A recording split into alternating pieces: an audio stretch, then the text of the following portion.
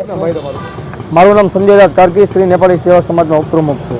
તમારા ભાઈનું મોત થયું છે, કોની બેદરકારી ગણો છો? ડૉક્ટરે પણ હડતાલ ઉપર ઉતર્યા હતા, શું માગણી કરો છો સમગ્ર?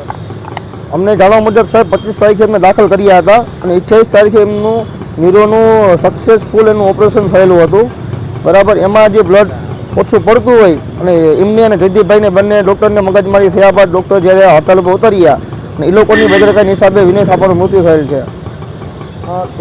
જયદીપભાઈ ત્યાં શું કરવા આવ્યા હતા? અમે 26 તારીખના દિવસે ગ્રુપમાં એવો મેસેજ નાખેલો હતો, અમારે નેપાળી પેશન્ટ દાખલ હોય એને બ્લડની જરૂર હોય, એટલે એમાં જોઈને જયદીપભાઈ જે અમે એમને ઓળખતા નથી, જે અહીંયા બ્લડ દેવા સેવાકીય રીતે આવ્યા હતા, એમને અને ડૉક્ટરને બેને ઉગ્ર બોલાબોલી બાદ બંને એને મારામારી થઈ હોય.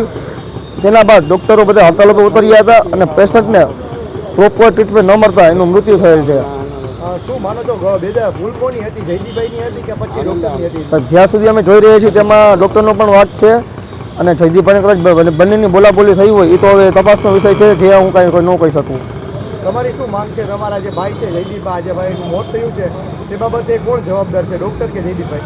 આમાં તંત્ર જવાબદાર છે અને ડૉક્ટર જવાબદાર છે, કારણ કે પેશન્ટ મૂકીને એ લોકો હડતાલ ઉપર ઉતર્યા, પેશન્ટને રેડો મૂકીને જેને પૂરતી ટ્રીટમેન્ટ ન મળતા, જેને ગંભીર ઇજા લાગેલી હતી, એનું ઓપરેશન પણ થઈ ગયેલું હતું, એનું ટ્રીટમેન્ટ ન થતાં એનું મૃત્યુ થયેલ છે. હવે શું માંગ છે તમારી? આમાં સિનિયર ડૉક્ટરો, સિનિયર મેડિકલ વિભાગ એની તપાસ કરે, ડૉક્ટર પાર્થની તપાસ કરે, રિપોર્ટ ટોટલ એ લોકોની તપાસ કરીને એને કડકમાં કડક કાર્યવાહી થાય. કોને કડક કાર્યવાહી? ડૉક્ટર પાર્થ ઉપર.